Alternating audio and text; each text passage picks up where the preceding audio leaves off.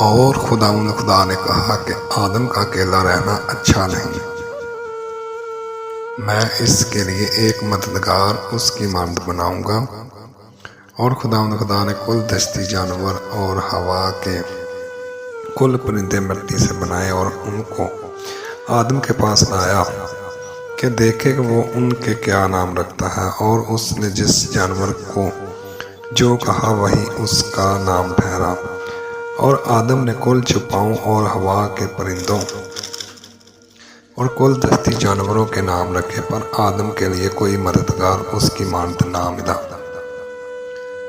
और खुदा ने आदम पर गहरी नींद भेजी और वो सो गया। और उसने उसकी पसलियों में से एक को निकाला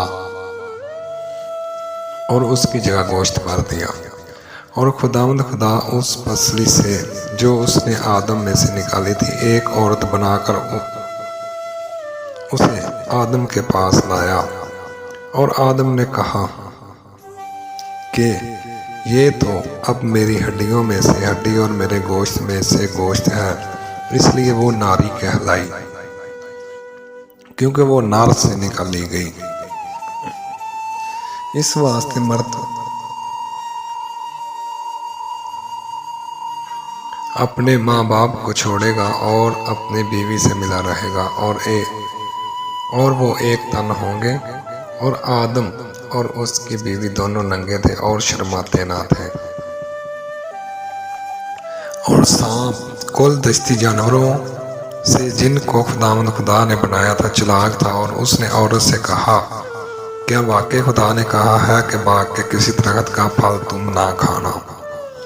औरत ने सांप से कहा कि बाग के दरख्तों का फल तो हम खाते हैं, पर जो दरख्त बाग के बीच में है उसके फल की बाबत खुदावंद ने कहा है कि तुम ना तो उसे खाना और ना छूना, वरना मर जाओगे। तब सांप ने औरत से कहा कि तुम हरगिज ना मरोगे, बल्कि खुदा जानता है कि जिस दिन तुम उसे खाओगे तुम्हारी आंखें खुल जाएंगी और तुम खुदावंद की मानद नेको बद किए जानने वाले बन जाओगे। औरत ने जो देखा कि दरख्त खाने के लिए अच्छा और आंखों को खुशनुमा मालूम होता है और अक्ल बख्शने के लिए खूब है, तो उसके फल में से लिया और खाया और अपने शौहर को भी दिया। और उसने खाया, तब दोनों की आंखें खुल गईं और उनको मालूम हुआ कि वो नंगे हैं। और उन्होंने अंजीर के पत्तों को सीकर अपने लिए लुंगियां बनाई। और उन्होंने खुदा की आवाज़ जो ठंडे वक्त बाग में फिरता था सुनी। और आदम और उसकी बीवी ने आप को खुदा के हजूर से बाग के दरख्तों में छुपाया। तब खुदा ने आदम को पुकारा और उससे कहा, तू कहाँ है? उसने कहा, मैंने बाग में तेरी आवाज़ सुनी और मैं डरा, क्योंकि मैं नंगा था और मैंने अपने आप को छुपाया। उसने कहा, तुझे किसने बताया कि तू नंगा है? क्या तू ने उस दरख्त का फल खाया जिसकी बाबत मैंने तुझे को हुक्म दिया था कि उसे ना खाना? आदम ने कहा कि जिस औरत को तूने मेरे साथ किया है उसने मुझे इस दरख्त का फल दिया और मैंने खाया। तब खुदा ने औरत से कहा कि तूने ये क्या किया? औरत ने कहा कि सांप ने मुझे को बहकाया तो मैंने खाया। और खुदा ने सांप से कहा, इसलिए कि तूने ये किया तू सब चपाओं और दस्ती जानवरों में मालूम ठहरा। तू अपने पेट के बल चलेगा और अपनी उम्र भर खाक चाटेगा।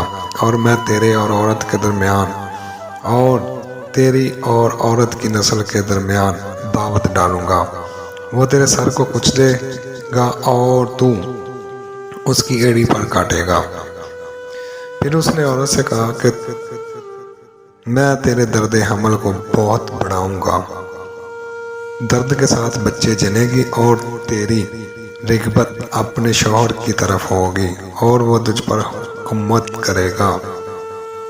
और आदम से उसने कहा, चूंकि तूने अपनी बीवी की बात मानी और उस दरख्त का फल खाया जिसकी बाबत मैंने तुझे हुक्म दिया था कि उसे ना खाना, इसलिए ज़मीन तेरे स्वभाव से लानती हुई मशक्क़त के साथ तू अपनी उम्र भर इसकी पैदावार खाएगा, और वो तेरे लिए कांटे और ऊंट कटारे उगाएगी और तू खेत की सब्जी खाएगा।